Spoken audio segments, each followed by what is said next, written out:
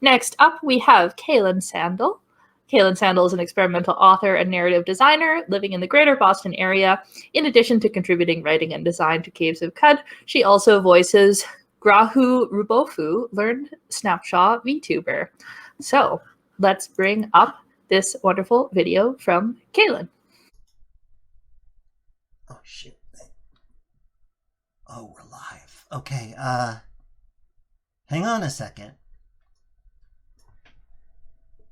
Let me just move around here. Yeah, this is gonna have to go. Let me just get under it. Always remember to lift with your legs.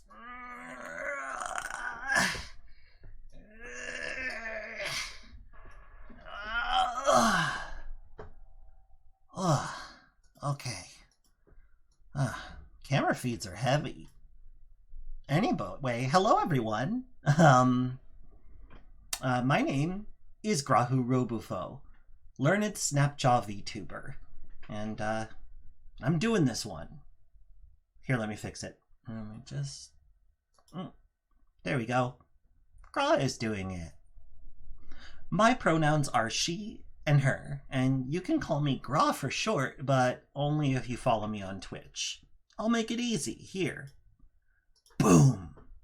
Look at that. Look at that beautiful mug. This art was by Didge, by the way. Anyway, I'm Grahu-Rubufo. I'm voiced by Caelyn Sandel, give credentials, who was supposed to... Oh, sorry. I'm supposed to give her credentials. Caelyn Sandel, who is an indie narrative designer and game developer, who is currently one of the additional writers and designers for Caves of Qud. And she was supposed to give this talk, actually, but she had an anxiety attack and chickened out, so I guess it falls on me. That's fine. I'll probably do a better job than she would have. Okay, so, as you can see, I'm a Snapjaw. I'm one of Caves of Qud's ever-present trash mobs, and I'm also a VTuber. You might wonder what a VTuber is. Well, you're looking at one. You can see that I'm a 2D animated avatar, made slightly 3D through the judicious application of rigging.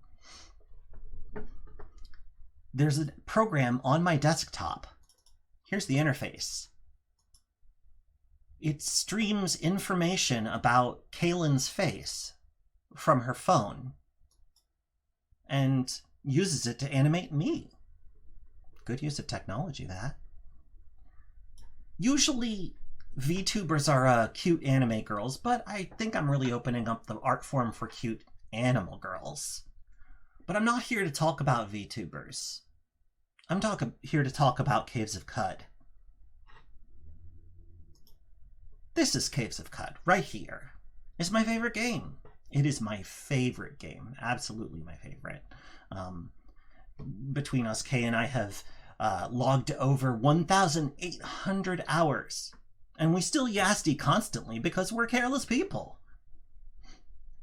And once a mobile version comes out, we're probably never going to need to leave bed. And if a Switch version ever comes out, well, forget it. But the fact of the matter is, I come here not to praise Qud, but to roast it. Because, let's be real, Caves of Qud is hard to get into. It just is. Sorry. I'm not saying this to be hard on the game. I'm just admitting that it has shortcomings. Here, I'll show you. Let's play Caves of Qud for a second. Coming in as a new player. Nothing turned on, nothing interesting happening. Just this fairly austere but still understandable start screen. It's once we start a new game that things start to get a little bit more opaque. See, there's only one option here that actually matters to a new player, and that's create new character. Rolling a random character would make for a pretty bad experience, and they're not going to have a build library yet. So already you can see that a new player's intended experience fits in just a little corner of the screen. And if we create a new character, it just gets worse. Let's choose mutated human. And look at all this D&D nonsense. I suppose it's great if you like D&D nonsense, but a lot of people aren't into this kind of stat stuff. So let's just assign random points. Because I raised some of them ahead of time, this actually looks okay. I can play with this. What's this? What's this screen? What? What is all this nonsense? Look at all this. That's so much reading. Now, it's one of the best parts of the game. It's wonderful that there are this many mutations, and it's so cool to learn what they all do. But for a new player, how are they going to know which ones to take? So let's just pick some random ones. We don't really know what we're doing, but we got to keep going. Still more choices. At least these are relatively easy to understand from a relatively low amount of description. So here we are. Let's start the game. And it's only now that the game really shows what it's good at, which is to say mood, writing, atmosphere, and to a certain extent, like procedural generation, but that's not visible just yet. You'll have to forgive my monumental UI size. But even now, what do? We're in this town. Now, we did get a little hint here. It says press space and then F1 for help. So let's do that. Okay, here's our help index. Well, it still looks like a lot of plain text. 10 things you should do when you start to play. Well, that's getting somewhere. That sounds like a quick start guide. Well, it is a quick start guide, but that's still a lot of reading. And a lot of this stuff is pretty technical. And it tells you to go to other menus and look at other things. It's a lot. It's asking a lot. A lot of players are just gonna, give up. And that's a shame, because just because someone was daunted by that experience doesn't mean that they don't have the fortitude to play a game like Qud, or to learn about it, or to delve into those complexities. It's just, Caves of Qud is hard to get into. Like I said. And, I'm kind of kidding, but I'm also kind of not kidding. I apologies to the team for roasting them in front of everybody like this, but, everybody here seems to like Qud a lot, so I figure it's probably fine. And anyway, Brian is probably nodding his head and going like, yeah, that's fair. Yeah, I see you, Brian. And yeah, the thing is, as an early access game, we have new players before things are finished. And this isn't finished, don't get me wrong. Let me show you something. This design here was by Polat Yarisi, who is an artist that the Freehold Games team hired to help us figure out what our new interface was going to look like. Look at that, it's beautiful. It gives us an impression of what everything looks like in addition to how everything plays. I think that's really cool. And that's wonderful, and once it goes in, it's probably likely to be a lot more friendly to new players, but it's not there yet. And it's not going to be there for a little while, so still Caves of Qud is hard to get into. But there are stopgap measures, and we've been taking them for a long time. That's what this talk is really about. Let's call it the path to outreach. It's not so much a manual or a style guide as it is just going over what Caelyn has observed from the years of doing outreach work for Caves of Qud, and what that work was, and how well it worked or didn't work, or how well we can estimate that it worked. So let's get into it. This isn't the solution. I'd like to say that much first. It's just a perspective, but it is a perspective based on years of study and play, both as a player and a dev.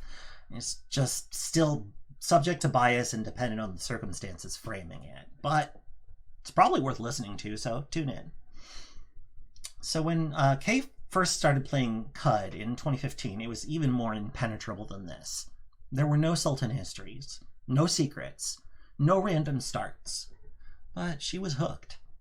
And long ago, on a friend's PC-compatible computer, IBM-compatible computer back then, Kay played this game called the Adventure Construction Kit.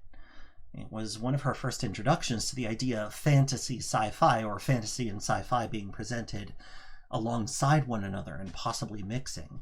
It also had these gorgeous graphics, likely inspired by the early Ultima games.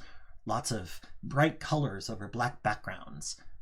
Qud has managed to capture that feel perfectly, and it was a perfect hook for Caelyn specifically. Not everyone has access to that hook, but it held her at least. So she invested, and that investment paid off big time, because Qud is huge, and its atmosphere and writing are wonderful and fun. But she needed a way to make the early game, which was very flat and very difficult, a little bit easier to do. So she picked a single starting build, the hindrance. Let me just bring up Caelyn. This is Caelyn. Let me hide the thing. Oh, I hid the wrong thing. So it goes. I'm hiding the title. This is Caelyn. Caelyn is the main character of a game called A Hindrance Guide to Qud. This is a quick start guide, which was also an interactive fiction story that Kay wrote in 2015 after playing a whole bunch of Caves of Qud and deciding that everyone else needed to play it too. So she wrote this Twine game. It was designed to tell a story, to get across the feel of being in Qud, but also to give people a somewhat easier time. In addition to showing the world of Qud and introducing the environment, the idea was also to let people know about some of the tricks early on, like using witchwood bark to heal yourself, or, trying to make sure that you have enough armor before you move on, or knowing which enemies to run from and which ones to fight. It proved to be reasonably popular, but most of all, it also got the attention of the lead designer. At this point, Brian, our lead coder, had already been following me on Twitter, but once Hindrance Guide and the Hindrance in general happened, that made Jason take notice, and he asked if Hindrance could go into Qud. And of course, Kay was thrilled. She said yes, 100%. He never did do that. He never did add Hindrance to Qud, but I mean, that's okay because he hired Caelyn to do it. This was wonderful for us, but it did cause outreach to drop off a little bit. Working on the Baylaw quest line, learning the basics of XML and learning little teeny bits of C# in order to work with the rest of the team took a lot. And for a while, Caelyn wasn't doing a whole lot of outreach work. But that's changed. She got more comfortable. And she realized that there was still this niche that needed to be filled, and that other people were contributing more and more, but there was still more that she could do. So she started reaching out. A lot of it started with the publicization of our public Discord. The Caves of Qud Discord was initially just a place for freehold friends and others who were working with the project to come and talk about that project. But in 2018, we opened up the Discord to the public, and Ivy Malindo was hired as a community manager, and that was the beginning of this amazing community that is now chock full of inside jokes, wonderful emoji, including an image of Q-Girl dabbing, if you can see that, and an entire channel devoted to posting weird pictures and then just saying the words Caves of Qud. It kind of rules.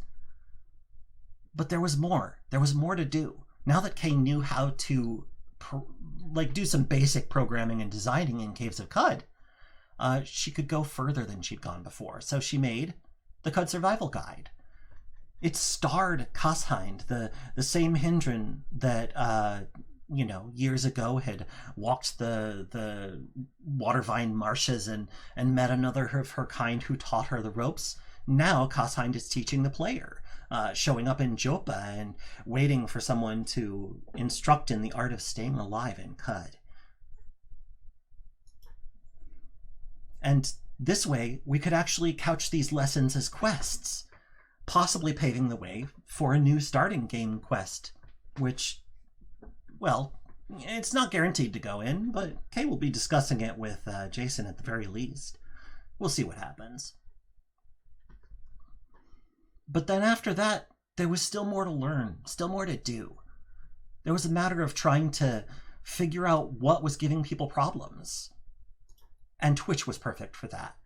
By watching people stream Qud for the first time, Kay was able to observe a lot of the things that they couldn't do, the things that weren't obvious, problems that came up over and over again, common points of confusion, common points of frustration. It was really helpful.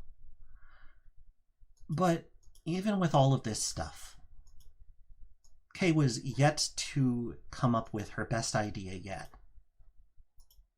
Me. See, when Kay was appointed as an official broadcaster for Caves of Qud, she tried to do a facecam game stream. And it went about as well as facecam game streams typically do in front of a large gaming audience when the broadcaster is a trans woman, which is to say, she was immediately mocked and called ugly. And, you know, sometimes she can power through, but sometimes she can't. And it's exhausting in any case. So someone jokingly suggested that she could stream with a VTube avatar, like a dinosaur or something. And she said, I don't want to be a dinosaur, I want to be myself. But it turned out there was a better option. There was me. One of our community moderators, Didge, said that her sister was doing commissions for live 2D avatars. And would Kay be interested in maybe commissioning one? So Kay sat down, thought up a good Snapjaw name based on the in-game name generator, and drew this. Ignore the bear baiter part. I'm not a bear baiter. I'm a VTuber. I wasn't baiting that guy. He just didn't ask for me for my pronouns. Anyway,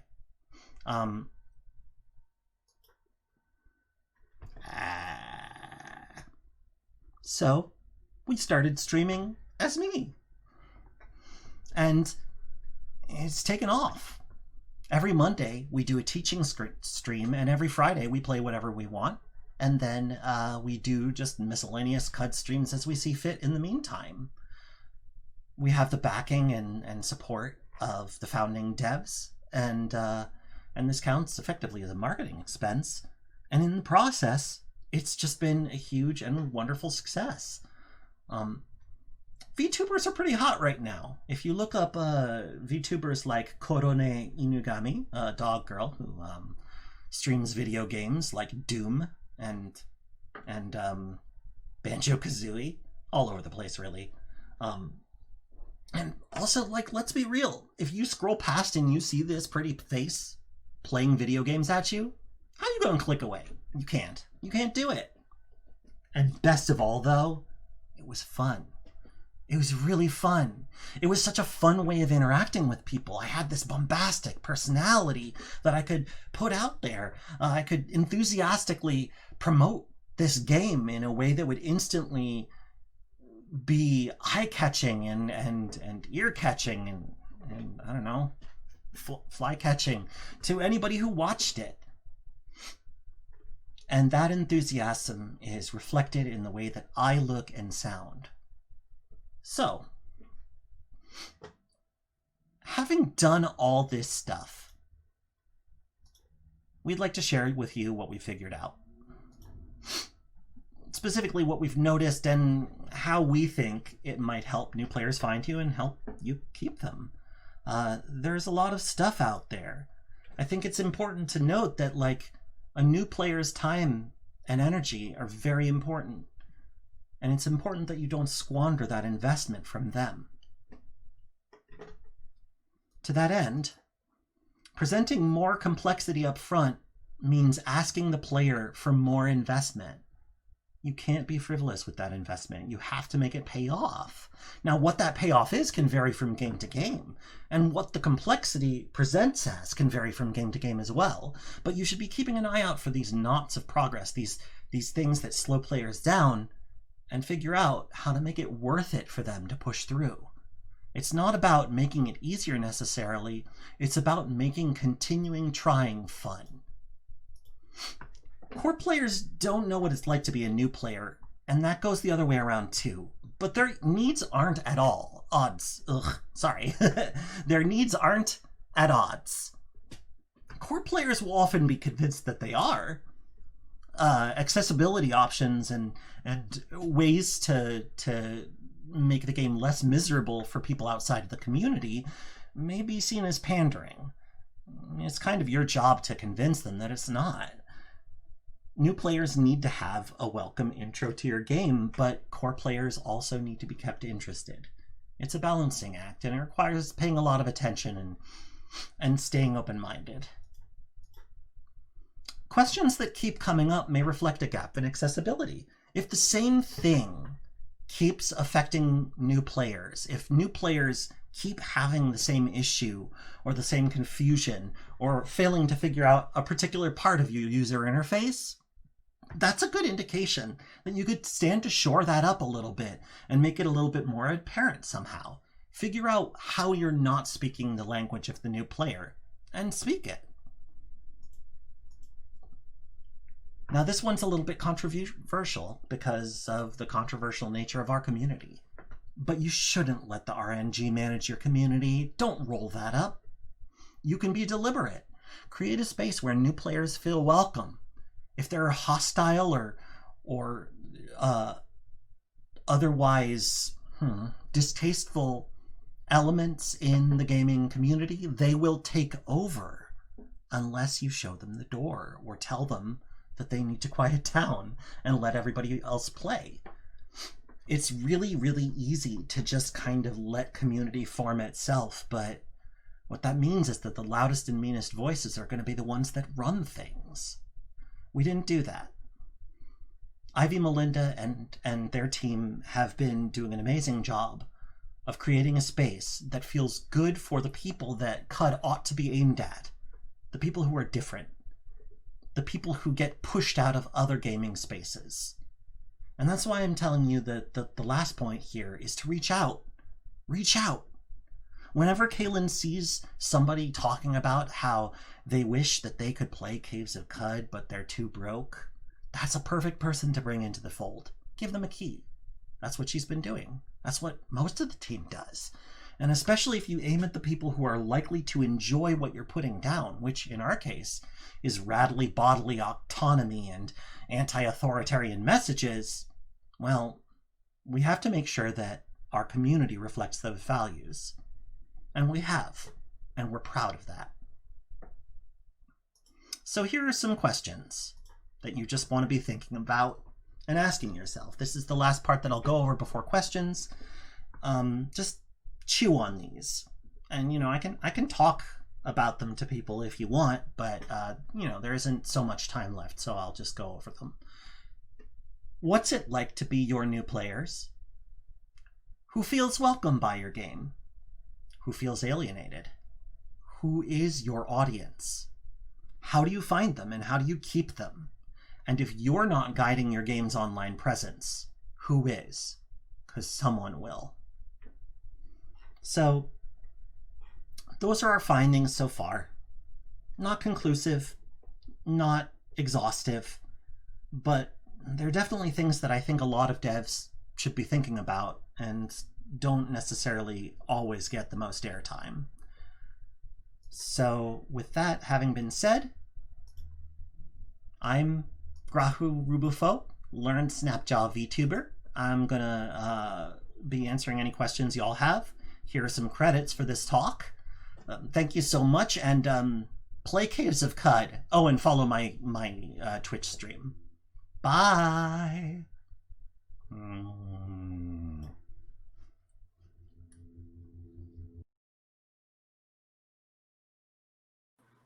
Well, My goodness. Let's see the best way to do this. Here we go.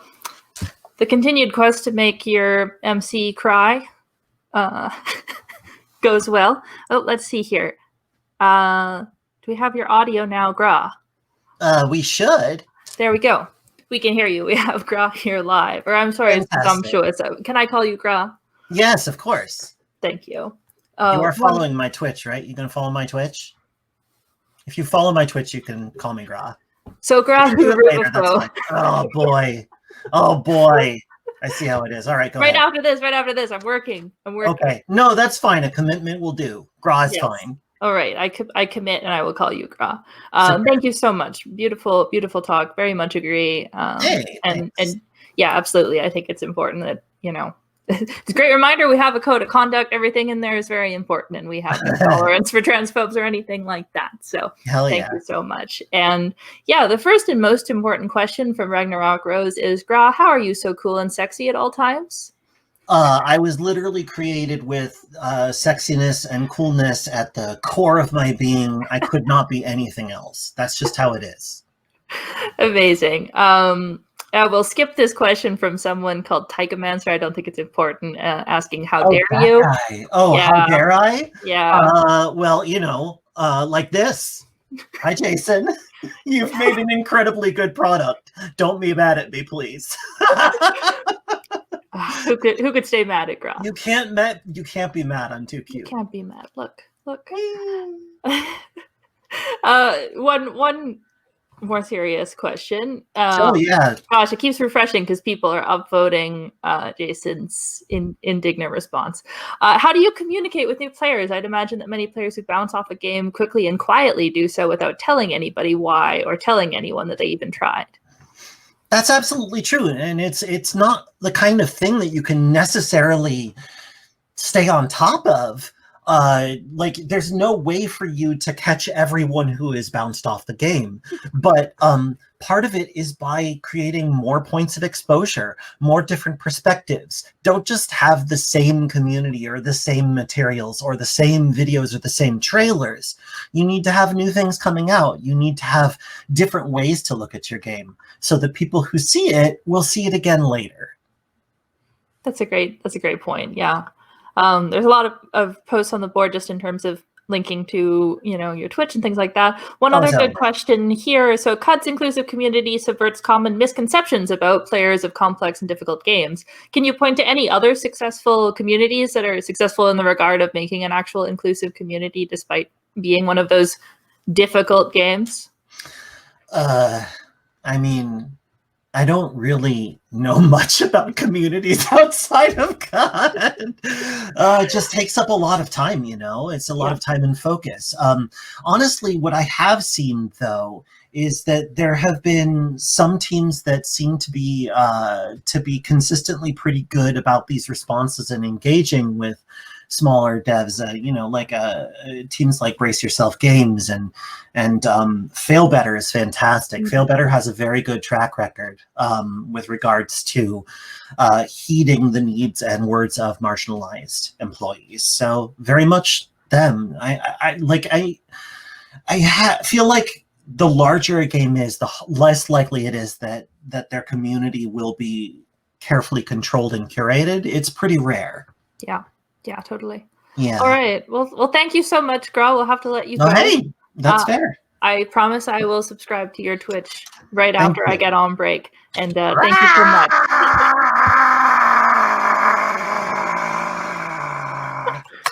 Bye, everybody. See you in the chat. I'm Queen. Check me out. Bye. Bye.